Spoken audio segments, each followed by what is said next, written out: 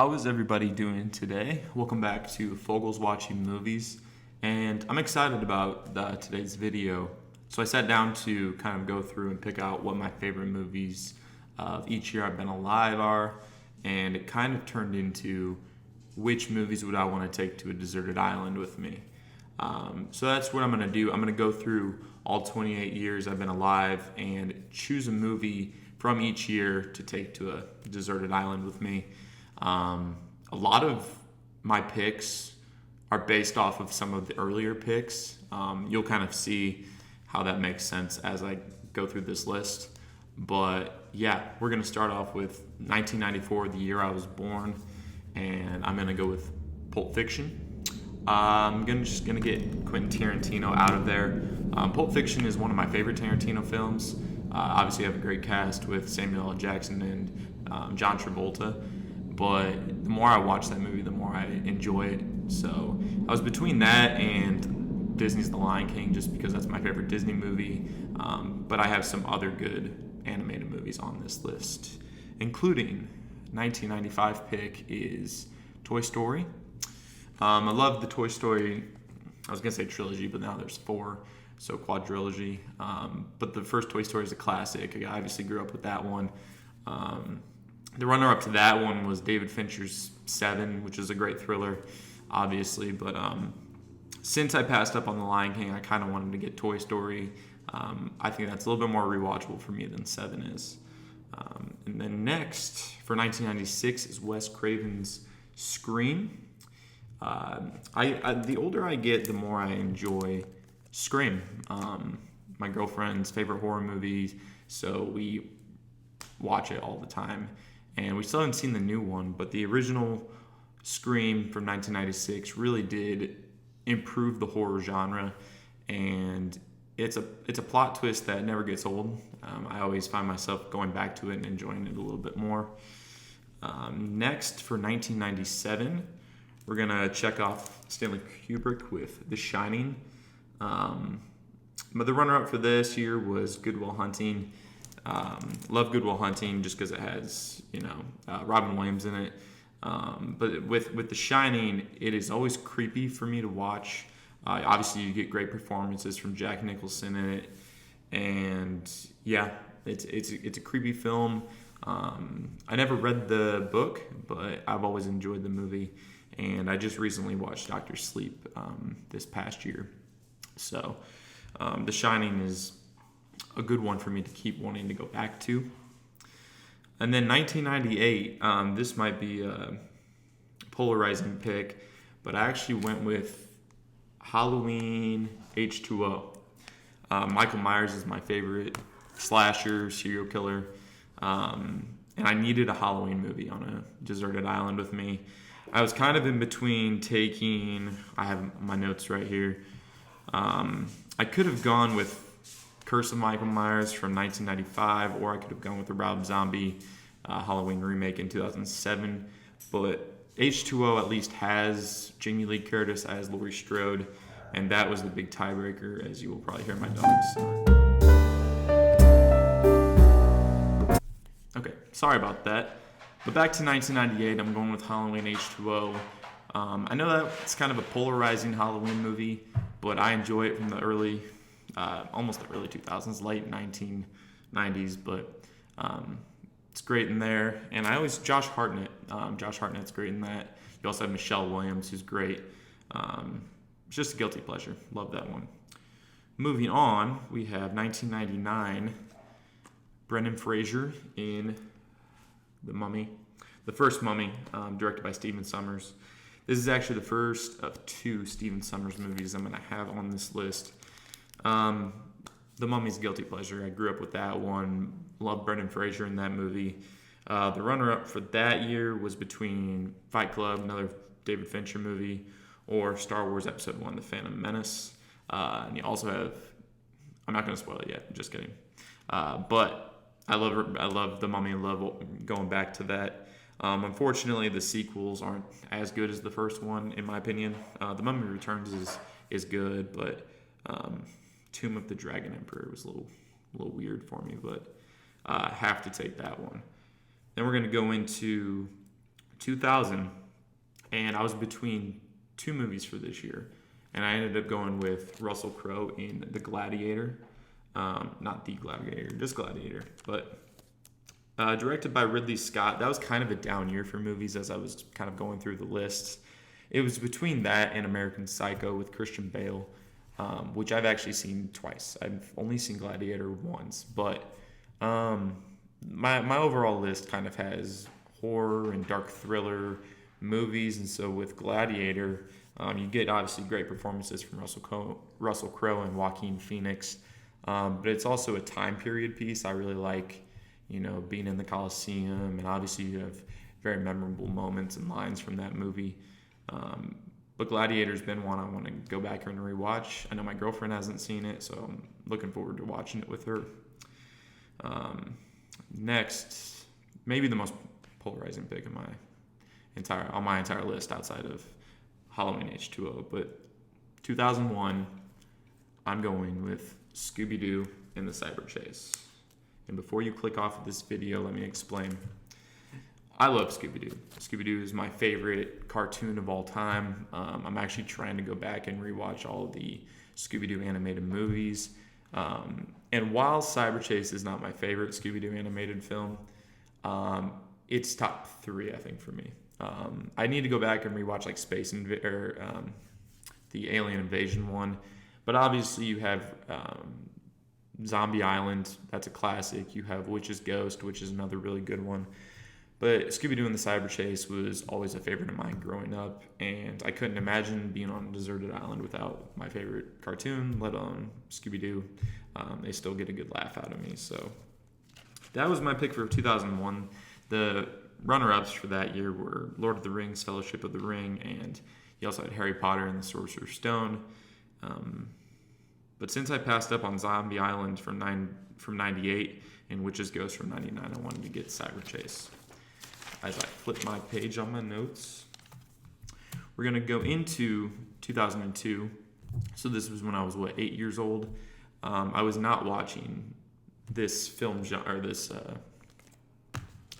saga of movies growing up, but Star Wars was obviously big for people growing up. And I'm just going to choose Star Wars Episode 2, Attack of the Clones. That's probably not everyone's favorite Star Wars movie, but coming from someone who grew up more with Harry Potter, I just appreciate Star Wars for what it is. And it kind of just fit well on my list to pick for that year. So I can have a little bit of Star Wars while I'm deserted on this metaphorical island. But the runner-up for that year was the original Sam Raimi Spider-Man with Tobey Maguire, which is a tough one to pass up on, but I think I make up for it. And then you also had the second Harry Potter, Chamber of Secrets. But I want to bring a Star Wars movie with me, so I'm going to take Attack of the Clones and hope it holds up. I think I just need a drink of water, maybe. Let's do that. Moving on into 2003, another movie series that my dad loved more growing up than I did, but I'm going to take Lord of the Rings, The Return of the King, the third in this series, in this trilogy.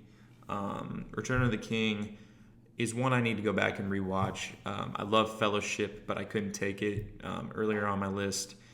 The Return of the King, though, is a really good cap-off, a really good send-off to the trilogy of Lord of the Rings, and I just enjoy seeing Frodo Baggins, Elijah Wood, and Sean Astin, and just all these great, memorable characters. And yeah, I feel like just with Star Wars and Lord of the Rings, you're going to want to carry on one of those movies somehow. So that was 2003. The runner-ups for that year weren't that great. I mean, you had Finding Nemo, Jeepers Creepers 2, which has kind of lost its luster. And then I even considered Texas Chainsaw Massacre from that year. That was the one with Jessica Biel. But it checks off the Lord of the Rings series for this list. And then moving on to 2004 is one of my all-time guilty pleasures, my second Stephen Sommers film, and that is Van Helsing, with Hugh Jackman as Van Helsing, and you also have Kate Beckinsale in there. I absolutely adore that movie. It's always been endlessly rewatchable for me. Very quotable somehow, some way, but You get Dracula, you get Frankenstein, you get the werewolf. One of the best werewolf transformations is from Van Helsing, and it's awesome. You just take it for what it is, and I've always appreciated that film, and there really wasn't much of a competition for 2004. Once I saw that, I was like, Van Helsing has to be my pick. But my runner-up for that year was the second Sam Raimi Spider-Man 2 with Doc Ock, which it's a tight race between those two, but I need Van Helsing. And then we're going to move on to 2005, and I'm going to make my Harry Potter selection. And for that year, it was Goblet of Fire. Probably the Harry Potter film most made for theaters. I mean, I haven't read all the Harry Potter books. I think I finished Goblet of Fire, but I don't really remember it that well. But I know people say the movie doesn't necessarily translate well from the book, but it's an awesome movie. You get Harry Potter battling dragons, underwater creatures, and then ultimately Voldemort at the end, and it's a good time. And I could have honestly gone with any Harry Potter and been happy, but I just decided to go with Goblet of Fire for 2005. And that checks off Harry Potter. My runner-up for that year was Wedding Crashers with Vince Vaughn and Owen Wilson. Probably my favorite comedy of all time, but I get another comedy later in this list, and I'm happy so far. So 2005, I would have been 11 years old. So moving on to 2006, I chose Martin Scorsese's The Departed, which is a movie I think I've only seen twice, but obviously you have a great cast in this with Leonardo DiCaprio, Matt Damon, Jack Nicholson, Mark Wahlberg.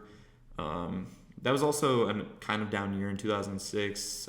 My runner-up was maybe The Pursuit of Happiness, but ultimately I decided to go with a Scorsese film, and you also get a crime drama, which is a genre I always love revisiting from time to time, as my stack is getting kind of high over here. So The Departed was 2006, and then I'm going to finally get my comedy off the board in 2007, which is Superbad. And that has Jonah Hill and Michael Cera in it. You also have Seth Rogen in there. And this was a comedy I grew up with in high school.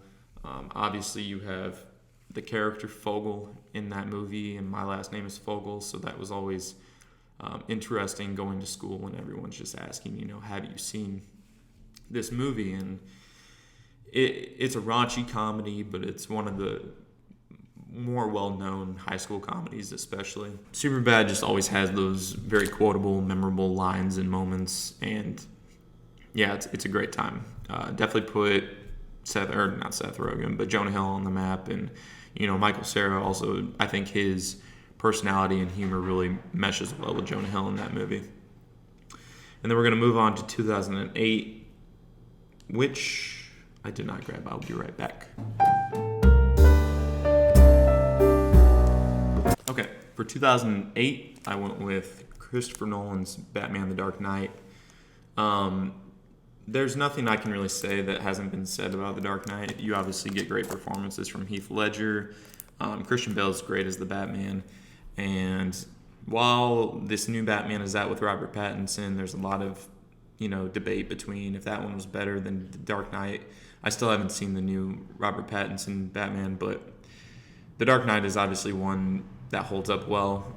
Great performances from the Joker, and I think this is my first, Christopher Nolan film. It was between this and Iron Man for 2008, but I think just with the cast and what this movie means, especially for the superhero movie just genre in general, and what Heath Ledger did to really establish a great villain. Obviously, Dark Knight is one that you're not really going to pass up if it's ever on television. So happy to have that one. And then 2009, I was actually kind of shocked by this pick.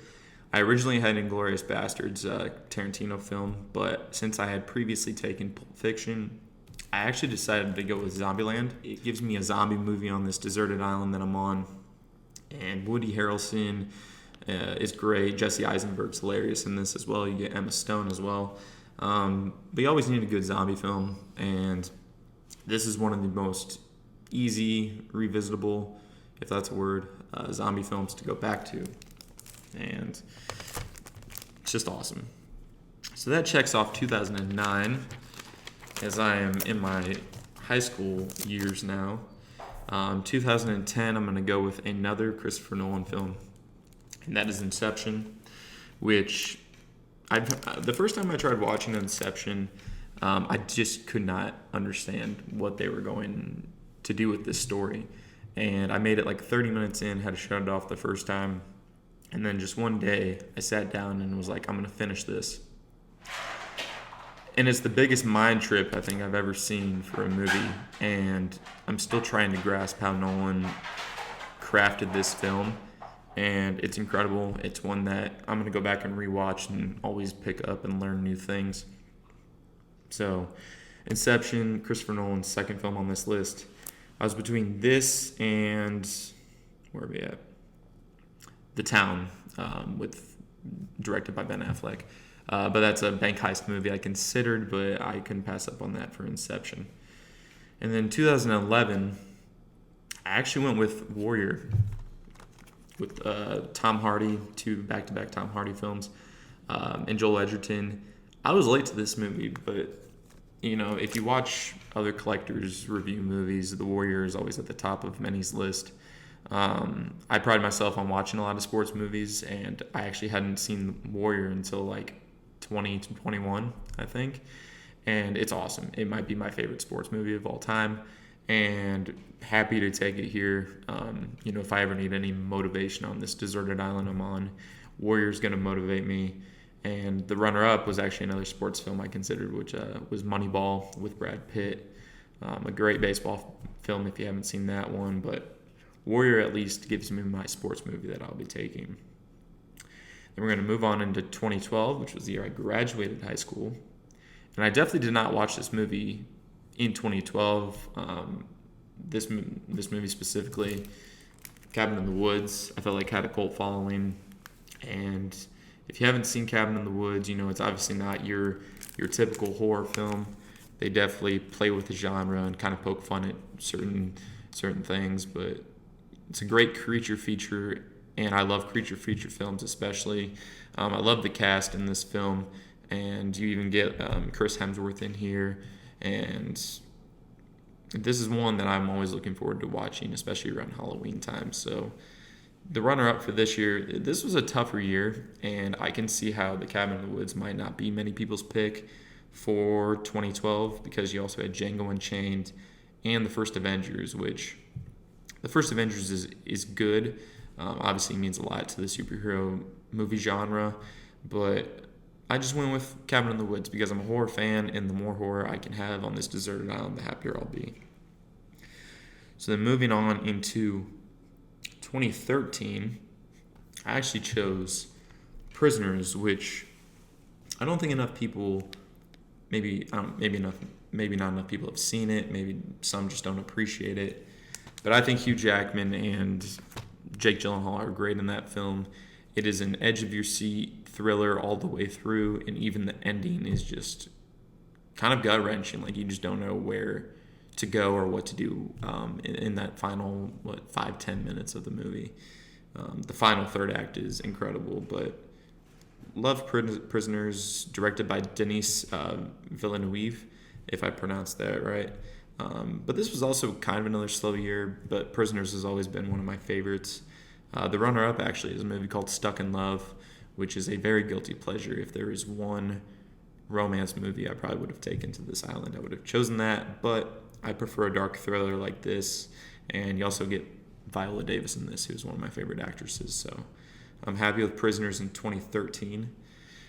And then 2014, we are going to, I believe this might be my first MCU pick, but we're going to go with Guardians of the Galaxy, which is at the top of my MCU list and probably others as well.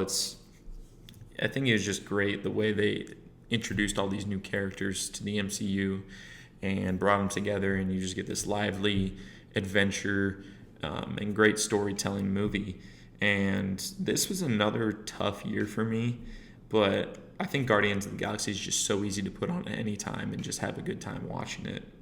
And very atmospheric movie. The runner-ups I had for this year was Whiplash, with Miles Teller and J.K. Simmons. A great movie. That's probably would have been my second option. They also had Captain America, Winter Soldier, another MCU film. If you ask me tomorrow to pick one, I might go Winter Soldier, but I end up going Guardians of the Galaxy. And then a sleeper pick for 2014 is Starry Eyes, which is a horror film that I highly recommend if you have not seen it. Then we're going to move on into 2015. And my pick for this year was actually pretty easy. I went with Mad Max Fury Road.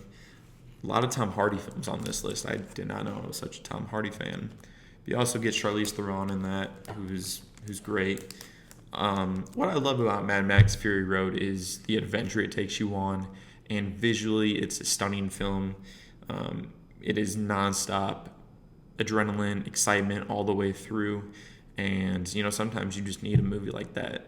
And I've always enjoyed Mad Max. I remember the first time I bought that movie, and then I somehow lost it or lent it. I'm not sure what happened, but I was able to find a new one at like Walmart in the Walmart bin. So I was happy to finally get that back in my collection.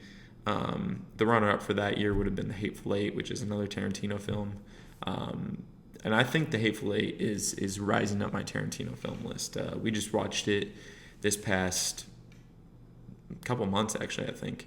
We had a snowstorm, and Hateful Eight is one of the best movies to put on during a snowstorm. But anyways, we're giving the credit in 2015 to Mad Max Fury Road. And then moving on to 2016, I went with Hacksaw Ridge, which was a movie I was also really late to, directed by Mel Gibson, I believe. And I always appreciate a good war film, and Hacksaw Ridge is a really uplifting one. You get a phenomenal performance from Andrew Garfield, and I just remember finally sitting down to watch it and just being so impressed with this story. It's based on true events, and it's incredible. I wanted a war film. In 2016, it was between Hacksaw Ridge and Deadpool for me, but I feel like I have enough, especially superhero films, on this list already, so I went with Hacksaw. And then 2017 might not be that shocking, but I went with Jordan Peele's Get Out, another horror thriller movie. Obviously a well-received film. It was between this, you had Logan, you had Thor Ragnarok that year, but Get Out, I think, is just a very uneasy film almost. You kind of feel uncomfortable the entire time, and you're wondering where the plot twist is going to come in, what's going to happen, and that third act is incredible. And I'm excited to see what Jordan Peele does with his next film. The trailer looks amazing for Nope. But yeah, it's original, it's creative, it's gory at times even, and yeah, it's very twisty. I'm just reading off my notes at this point, but now we're moving into 2018, which was the year after I graduated college. And this was an easy pick for me. I went with Avengers Infinity War, directed by the Russo brothers. The runner-up for this pick was Spider-Man Into the Spider-Verse. But I get Spider-Man in Infinity War, so I'm cool with that. And one of the best theater experiences of my life, I'm sure many of your lives as well. You get all of these MCU characters coming together to fight and battle Thanos. And obviously you have an ending where the villain wins, and you're kind of just left in the theater like wondering what to do next. Where's the MCU going to go next? And it kind of ties into my next pick, obviously, if you haven't predicted it yet. But I went with Avengers Endgame. So I'm basically taking 2018 and 2019 and getting like a 6-hour film on this deserted island. And I think the way Endgame kind of tied a knot on everything was amazing. I saw this in theaters as well, one of the best theater experiences. I was trying to figure out what direction they were going to go on, and then you kind of have like a time travel heist to get all the Infinity Stones back. And then this third act is just incredible. So many, moments with Captain America, with Iron Man. Every MCU character kind of gets their moment, and couldn't have been an easier pick for me in both of those years. I also considered Knives Out for 2019, just in case I wanted a murder mystery film. But it's kind of tough to compete with the Avengers, even though I'm not a huge MCU fan. I do appreciate, especially the Avengers films. So, and then we're gonna go on to 2020, which this year and 2021, I admittedly have not watched enough films from. 2020, I think the last time I made this list, I chose, what was it? Bad Boys, whatever the third Bad Boys was. I saw it in theaters. It was like the only movie I'd seen from 2020. But sneaking into this list is Promising Young Woman, directed by Emerald Fennell, and written. She also wrote the story. But it's a great revenge story I enjoyed, with Carey Mulligan as the lead. And you also get a nice performance from Bo Burnham in that movie. I'd heard good things about Promising Young Woman, and finally sat down to watch it one day. And when you think it's going to go one direction, it pivots and goes the other way. So definitely keeps you on the edge of your seat. And I think it asks a bunch of important questions. And I really enjoyed that one. And I also chose the runner-up for that year. I chose The Way Back with Ben Affleck. Another sports film, but I already have Warrior on my list, so I decided to go with Promising Young Woman. And then 2021, Spider-Man No Way Home. Spider-Man might be my favorite superhero of all time. Definitely enjoy his films. Enjoy the Spider-Man films more so than any other superhero. But boy, what No Way Home did blew everyone's expectations out of the water. It was a fan service. I specifically went and saw this before Christmas by myself because I didn't want to have anything spoiled for me. I just wanted to see, what direction they were going to go with the multiverse. And I remember buying tickets on my phone, and I misread the little floor plan that they have for movie theaters. I accidentally bought a seat in the front row, so I'd be looking up the entire time. But I was not about to do that for 2 to 3 hours. So I was lucky enough to find a available seat a few rows back, and if you've seen it, I mean, when you have Andrew Garfield and Tobey Maguire show up through the portals, it was an incredible moment, and I was screaming. The people next to me were excited. Great theater experiences. The MCU is great at doing that. And the runner-up was actually the new Suicide Squad from 2021. Definitely an improvement over the one we got in 2017, 2018. Really liked that one. But Spider-Man No Way Home was a crazy time. And there it is. That is all of my picks. I have yet to see a 2022 film, but maybe I revisit this video topic again, and we'll see if any of my picks change. But all in all, I was very happy with my list, and I appreciate you tuning in to listen to me rant a little bit about some of my movies, and hopefully you learned a little bit about my movie tastes. And my picks aren't right, but tell me below in the comments which movies are your favorite from that year.